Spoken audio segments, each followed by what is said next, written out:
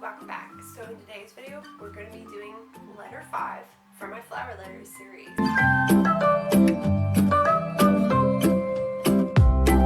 Now, if you guys saw the title, I'm sure you guys saw where it said there was a sweet surprise. So if you guys saw my last video, you guys know that I got this really cool recipe where it says Audrey Rose coconut pecan tarts. So I made them and I wanted to show them to you. So here they are, and I'll get an up close picture for you guys. But these little babies, they are delicious. These were not hard to make. They were really simple. They didn't call for any sugar, so they were kind of like on the more healthier side. And they're not very sweet. They kind of almost remind me of a pecan pie, but not that like rich sweetness that you would have from a pecan pie.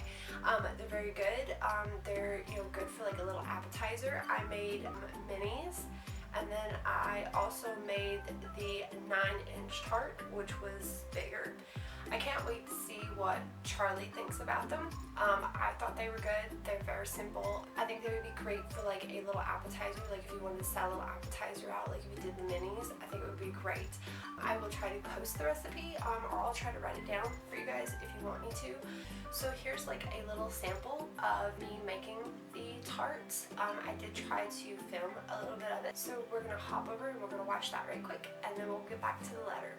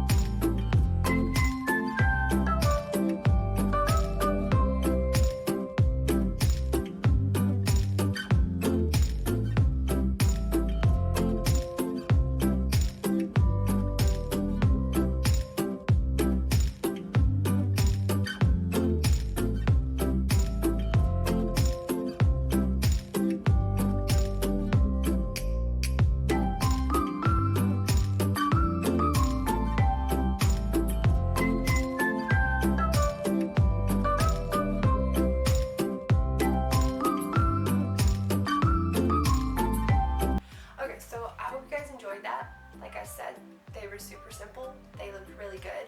I will recommend that if you guys saw, it said that if you did the mini tarts to cook them for 15 to 20 minutes. I did mine for 18. I would recommend doing them for 15 or under. If I had cooked them like the full 20 minutes, like they would have, like it would have burnt them. The same thing with the 9-inch tarts. It said to cook them for like 30 to 40 minutes. I did mine for like 33 minutes. I recommend 30 minutes or under. I would just check them when it got close to like that 30-minute mark. I would start checking them because it was a little different. It could be because because the recipe, you know, it was maybe meant for something different, or because of the time different, you know, like I know some recipes from like back then is a little bit different than now, like just comparing them. But that was about the only thing that I saw that kind of needed to be tweaked. So you guys let me know if you tried them. Okay, so let's get back to the letter and let's see what Charlie thinks about them.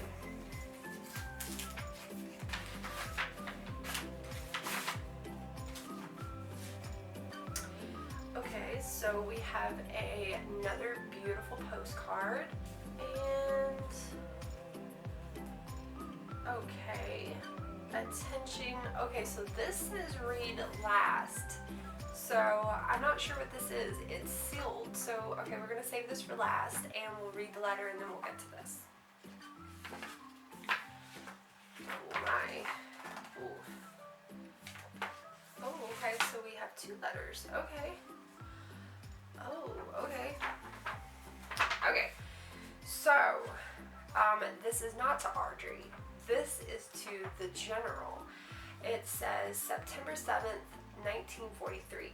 Dear General, I'm so glad you made it to London all right. I just received your telegram and it gave me a great deal of relief to know you arrived safely. I also just heard word from Ruby. You will move her if danger gets too close, won't you? I think she's met someone, by the way. He sounds delightful, but you better pay her a visit if things get too serious. We can't have some Twitter-pated patience of hers falling in love and sweeping our jewel away from us without doing some discreet investigation into his background. I won't be able to let her go unless he's top-notch. Speaking of top-notch, I never thought I would be one of those poor girls that get herself knocked for a loop over a boy, but General Corporal Charles Henderson Brooke is no boy. He's a full-grown man, and he has me heart and soul.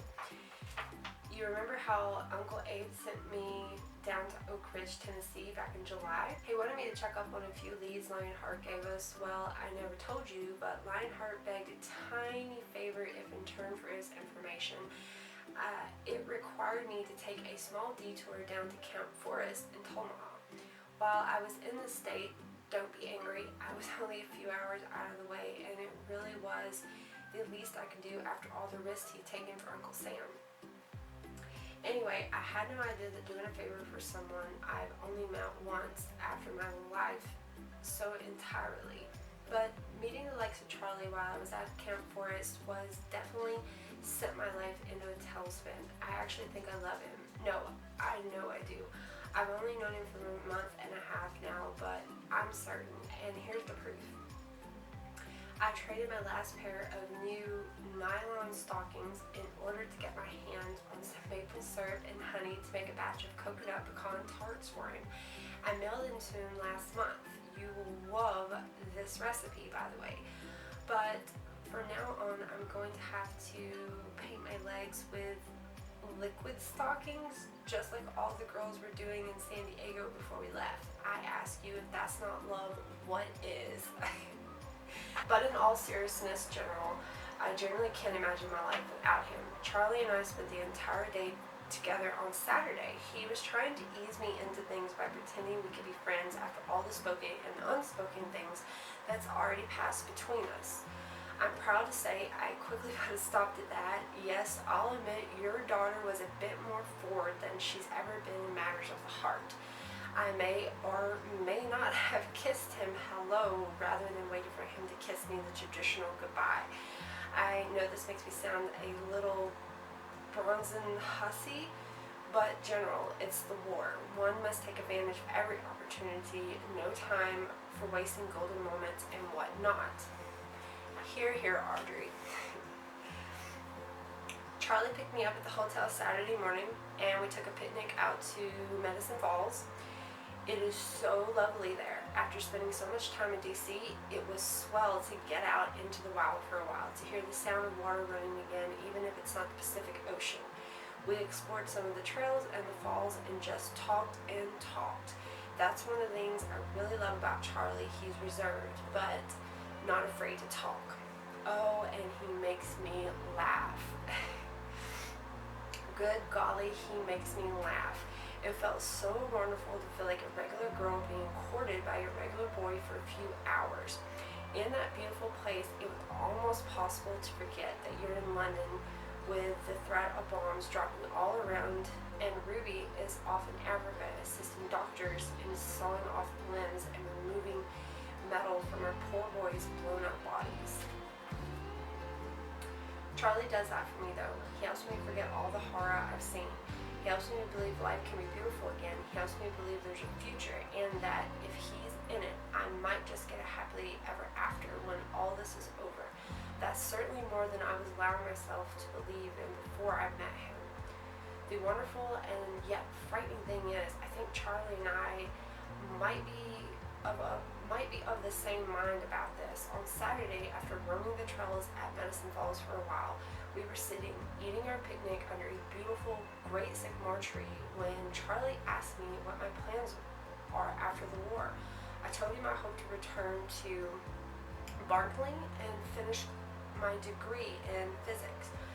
He grew very quiet and still at that, but after a moment, he took my hand in his, covered it with his other hand, and looked deep into my eyes. Honestly, General, I didn't know my heart could do things like it did then. And then he asked me if I'd like to accompany when I returned to California. This time I went still. I knew what he was asking, of course, and I can't tell you how badly I wanted to simply shout yes and kiss him again right then and there. But instead, as I'm sure you'd be very proud, my dreaded logic, cool reasoning took over, and I instinctively sought to lighten the mood by telling him that yes, I did, which was why I hoped to purchase a puppy on my own because I happen to be severely allergic to cats. He, of course, recovered dashingly and laughed, but he was serious, and so was I. Not about the cats, but shouting yes. Is it possible to know so soon? I know you've said you know the moment you saw Mama, but you knew she was the one simply because you couldn't imagine your life moving forward without her in it. But how does one make plans during total war, especially when Charlie and I are both very active participants in it? Charlie didn't bring up the topic of making things permanent between us again during our time together. I think he might have thought he frightened me a little, but that's a more particular part. He didn't frighten me at all. It truly seemed like the most natural topic for us to discuss, not like all those war marriages going on. I know right now so many our age are driving headfirst into marriage the moment they meet someone they're even the slightest bit attracted to. But you know me, I move slower than molasses in winter when relationships are concerned. Remember when James Hart and I were recording back in San Diego? Do you remember how I would have nightmares of him asking me to marry him? You remember the one where he was proposing to me on a cliff at Torrey Ron's, and the moment he pulled out the ring, I went berserk and pushed him over the edge? That one was toward the end of our relationship when he kept pestering me with proposals. But the nightmares only became more frequent the longer we courted, and he wasn't the only one. In fact, I've had nightmares about every man who's ever shown interest in me almost from the very beginning of our relationship. Well, General, this has not been the case for Charlie. I haven't had a single nightmare. As a matter of fact, I can only seem to dream about our future together, of our children, of our future home, and where I'll hang Mama's paintings when we're settled there. I even dream of him meeting Mama and see wholeheartedly approve. I'm not superstitious enough to believe in signs, but that has to mean something, doesn't it? All I knew is that when Charlie was walking me back to my hotel Saturday night, we arrived and he opened the door for the hotel for me. In that moment, I knew that of all the doors I've had open for me in my life, there was something very different this time. I felt so cherished, the way I always dream of feeling when I see you and Mama sharing a moment together. When you didn't know I was watching, I never questioned your love for her. To this day, I know you haven't been able to marry another because of how much you loved her. Well, Charles Henderson Brooke makes me feel like that, and I want him for my very own, even more than I wanted Mama's stained glass turtle dove you gave to Ruby for her 12th birthday, instead of to me for my 14th. Even though I've been begging for all seriousness though, you know, I never asked for guidance from you, and you volunteer it even less. Your life and example have always been guidance enough for me. Today, however, I'm writing to ask for counsel for the best and wisest man I know. Please advise at your earliest convenience on how to proceed. All my love and kiss, Audrey Rose. P.S. Uncle Abe says he has more work for me to do. He's asked me to follow up on what I learned during my trip to Oak Ridge, something really important. He said it was usually only something he would entrust you with, but since you're in London and I'm here, I'm the next best option. It's definitely important enough, so I've agreed. So down in the bottom, there's a neat little fact. It says, did you know that in 1942, alone, roughly 1.8 million marriages took place among young people in the United States? That was 83% more marriages that took place 10 years earlier. More than 2/3 of those marriages were between young women and newly enlisted young soldiers. The urge to get married was just too strong to resist once the U.S. joined the war. So that's pretty cool. I actually expected this letter to be from like maybe Charlie, maybe just telling, you know, talking about, you know, his trip with her. I never expected her to write her dad. That's really cool, and I think that's really sweet that she, you know, is asking him for advice, and I really kind of like that. And I like that she did not jump into that relationship, which of course, like, you know, I read at the bottom, there was a lot of people just jumping into marriages. I mean, they went off to war. They didn't think they were ever going to come back. You know, they didn't really have anybody, you know, to talk to. They just wanted, like, you know, somebody to talk to, write letters to. They wanted somebody to be at home when they came home, or, you know, when they got leave from work. They just wanted something else besides, like, what was going on in the war. And, you know, I think that that was very, very responsible of her, and that was very strong of her to, you know, kind of wait, but she still knows what she wants. I like that. That is very cute. Always unexpected. Like, I never expected like that. Okay, so this says attention, read last. So we're gonna read this, and we're gonna see what's in it.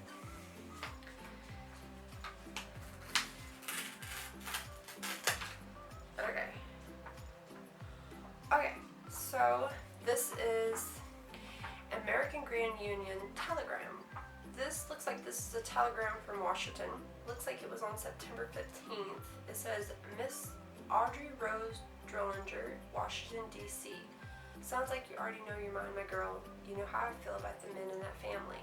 The end of the war couldn't bring you a finer one. Full steam ahead and courage, my Rose, courage. General Duke P. Drollinger. P.S. Whatever Abe has you working on, be very careful. Even I don't know what's happening down in Tennessee. P.P.S. And I'm still sorry about the turtle doves. You know how sorry. But I couldn't very well take them back while I ruby sobbed her tender heart out over them. The most battle-hearted soldier would have cowered.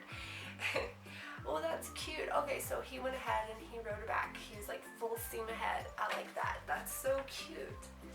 So, I really, really love this. This was a great letter. Love it. And I love the color. They definitely changed that. They gave it more of a green, I guess, for March. I have been getting my letters a little bit later. Just the mail has just been running slow. Sometimes I get them on time. Sometimes I don't. So they have been a little slower. But I hope you guys really like the recipe, and I hope you guys like the letter, and I hope you guys try these. If you guys do, let me know. They're really cute, and they're very easy to make. Also, down at the bottom, I will kind of tell you guys, it says at the bottom to let your tarts sit.